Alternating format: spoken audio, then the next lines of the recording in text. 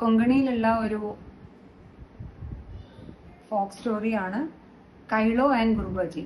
കൈളോ എന്ന് പറഞ്ഞാൽ കാക്ക, ഗുർബജി എന്ന് പറഞ്ഞാൽ അടയ്ക്കാക്കിളി എന്ന് പറയാം നമുക്ക്, ഒരു കുരുവി. ഈ കാക്കയും ഈ കുരുവിയും ഉറ്റ സുഹൃത്തുക്കളായിരുന്നു. അവര് കൂടുണ്ടാക്കാൻ വേണ്ടി ഈ കാക്ക ചാണകം പെറുക്കി കൂടുണ്ടാക്കി, കുരുവി മെഴുക് പെറുക്കി കൂടുണ്ടാക്കി. അപ്പോൾ ഈ മെഴുക് പെറുക്കാൻ നേരത്ത് കാക്ക കുരുവിയോട് പറഞ്ഞു, നല്ല ചൂട് വെയിലേറ്റിട്ട് നിന്റെ മെഴുക് കൊണ്ടുള്ള കൂടെല്ലാം ഉരുകിപ്പോവും. അപ്പോൾ കുരുവി പറഞ്ഞു, ഇല്ല, എൻ്റെ കൂട്ടിനൊന്നും സംഭവിക്കില്ല, നല്ല മഴ പെയ്തിട്ട് നിന്റെ കൂടെ ഒഴുകിപ്പോകും.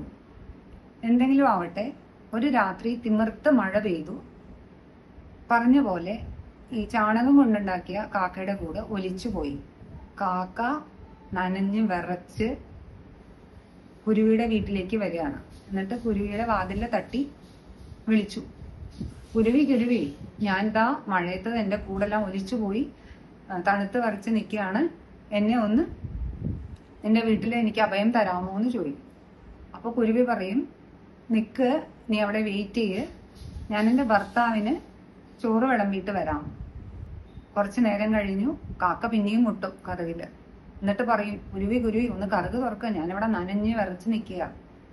അപ്പോൾ കുരുവി പറയും, ഞാൻ എൻ്റെ കുഞ്ഞുങ്ങൾക്ക് ഭക്ഷണം കൊടുക്കുക, അത് കഴിഞ്ഞിട്ട് വരാം. മൂന്നാമത് മുട്ടും. അപ്പോൾ കുരുവി പറയും, ഞാൻ എൻ്റെ കുഞ്ഞുങ്ങളെ ഉറക്കിയിട്ട് പിന്നെ വരാം. അവസാനം കുരുവി വാതില് തുറക്കും, കാക്കയെ ഉള്ളിലേക്ക് കയറ്റും, അയാൾക്ക് തല തുറക്കാനായിട്ട് തോർത്ത് കൊടുക്കും, പിന്നെ ചൂടുള്ള ഭക്ഷണം കൊടുക്കും. എന്നിട്ട് ഇയാൾ തണുത്ത് വിറയ്ക്കുക. അപ്പോൾ കാക്ക പറയും, ഞാനാകെ തണുത്ത് വിറച്ച് മരവിച്ചു പോകുമെന്ന്. അപ്പോൾ എനിക്ക് കിടക്കാനൊരു സ്ഥലം വേണമെന്ന് പറയുമ്പോൾ കുരുവി പറയും, ഈ മുൻവശത്തെ മുറിയിൽ കിടക്കൂ.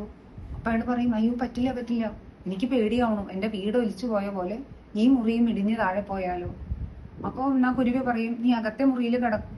അയ്യോ അതും ശരിയാവില്ല, എനിക്ക് അവിടെ കിടന്നാലും ഉറക്കം വരില്ല, എന്നാ നീ അടുക്കളയിൽ കിടക്കൂ എന്ന് പറയും കുരുവി. അപ്പോൾ കാക്ക പറയും, അയ്യോ അയ്യോ എനിക്ക് പേടിയാവണം, ഞാൻ അടുക്കളയിൽ കിടക്കില്ല. എന്നാ നീ ഒരു കാര്യം ചെയ്യും, എൻ്റെ കുഞ്ഞുങ്ങളെ തൊട്ടിലിൽ ഉറക്കിയിട്ടുണ്ട്, നീ ആ തൊട്ടിലിന്റെ താഴെ കിടന്നോളൂ. അയ്യോ തൊട്ടിൽ പൊട്ടി എൻ്റെ തലയിൽ വീണാൽ ഞാൻ മരിച്ചു പോവില്ലേ, എങ്ങനെ ഞാൻ അവിടെ കിടക്കണേന്ന് പറയും. അവസാനം കുരുവി പറയും, എന്നാ ശരി. അപ്പോൾ കാക്ക അങ്ങോട്ട് ചോദിക്കുകയാണ്, ഞാൻ തൊട്ടിൽ നിന്റെ കുഞ്ഞുങ്ങളുടെ കൂടെ കിടന്നോട്ടെ. അപ്പോൾ കുരുവി ഓർക്കും, എങ്ങനെയെങ്കിലും ഇയാളെ രക്ഷപ്പെടട്ടെ, പുറത്ത് നല്ല തണുപ്പല്ലേ, നനഞ്ഞൊട്ടി വന്നിരിക്കുക. ശരി എന്ന് പറഞ്ഞിട്ട് കുട്ടികളുടെ കൂടെ കിടക്കാനായിട്ട് സമ്മതിക്കും. കുറച്ച് കഴിയുമ്പോൾ കാക്ക പറയും, എനിക്ക് തണുത്തിട്ട് വയ്യ, നീ എനിക്ക് ഒരു ഇത്തിരി കനല് തരാമോ, ഈ തൊട്ടിലിന്റെ അടിയിൽ വെച്ചോളൂ, ആ കനലിന്റെ ചൂട് കൊണ്ട് എനിക്ക് സുഖമായിട്ട് കിടക്കാം. പാവം കുരുവി, നിഷ്കളങ്കയാണ് കുരുവി, ഈ പറഞ്ഞ പോലെ കനല് കൊണ്ടുപോയി വെച്ചു കൊടുക്കും. എന്നിട്ട് കുരുവി ഉറങ്ങാൻ പോകും. കുറച്ച് നേരം കഴിഞ്ഞു കഴിഞ്ഞപ്പോൾ കാക്ക എന്ത് ചെയ്യും, കാക്ക ആ ഒരു കുഞ്ഞിനെ എടുത്തിട്ട് ഈ കനലിലിട്ട് ചുട്ട് കുട്ടൂസ് എന്നും പറഞ്ഞ് കഴിക്കും. ഇയാള് ചവച്ച് കഴിക്കുന്ന ഒച്ച കേട്ടിട്ട് കുരുവി അവിടെ നിന്ന് വിളിച്ചു ചോദിക്കും, കാക്കി കാക്കി, ഒരു ശബ്ദം കേട്ടല്ലോ, എന്താ അത്? അപ്പൊ കാക്ക പറയാ, ഞാൻ വരുന്ന വഴിക്ക് ഒരു അമ്മൂമ്മ എനിക്ക് കുറച്ച് കടല തന്നിരുന്നു, ഞാൻ ആ കടല പൊറിച്ചതിന്റെ ശബ്ദമാണ് നീ കേട്ടത്. സത്യമാണെന്ന് വിചാരിച്ച് കുരുവി പിന്നെയും കിടന്നുറങ്ങും.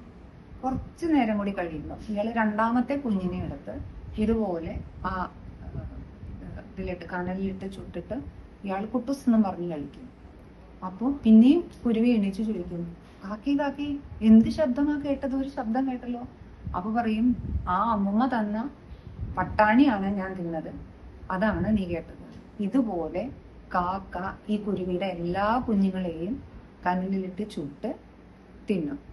എന്നിട്ട് കുരുവി എണീക്കുന്നതിന് മുമ്പേ അയാള് വീടും തുറന്ന് പറന്നു പോകും. പിറ്റേന്ന് രാവിലെ എണീച്ച് കുരുവി വന്ന് നോക്കുമ്പോ എന്താ കാണുന്നേ, തൊട്ടിലില് കുഞ്ഞുങ്ങളുമില്ല, കാക്കയില്ല. അപ്പോൾ കുരുവിക്ക് മനസ്സിലാവും, ആ ഈ ചതിയൻ കാക്ക നിന്റെ കുഞ്ഞുങ്ങളെ ഇങ്ങനെ തിന്നു തീർക്കുന്നതാണ്. അപ്പോൾ കുരുവി ബുദ്ധിമതിയാണ്, നിഷ്കളങ്കയാണെങ്കിലും വളരെ ഇന്റലിജന്റ് ആണ്. കുരുവി എന്ത് ചെയ്യും, ഈ കാക്കയെ ഇൻവൈറ്റ് ചെയ്യുമ്പോയിട്ട്, ഇന്ന് എൻ്റെ വീട്ടിൽ ഒരു സദ്യ ഉണ്ട്, നീ എന്തായാലും വരണം, ഞാൻ പല വിഭവങ്ങളൊക്കെ ഉണ്ടാക്കിയിട്ട് ആണ് സദ്യ ഒരുക്കുന്നത്, നീ സദ്യ ഉണ്ണാൻ വേണ്ടി വരണം എന്ന് പറയും.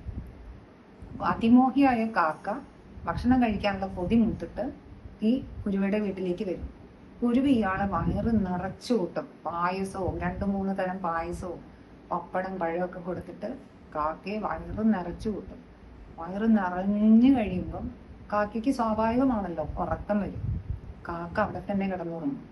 അപ്പൊ കുരുവി എന്താ ചെയ്യണമെന്ന് വെച്ചാൽ ഒരു ചട്ടകം നല്ലോണം കനലിലിട്ട് വെച്ച് ചൂടാക്കി ആ ചട്ടകം കൊണ്ടുപോയി ഈ കാക്കയുടെ വയറ്റത്ത് വെക്കും.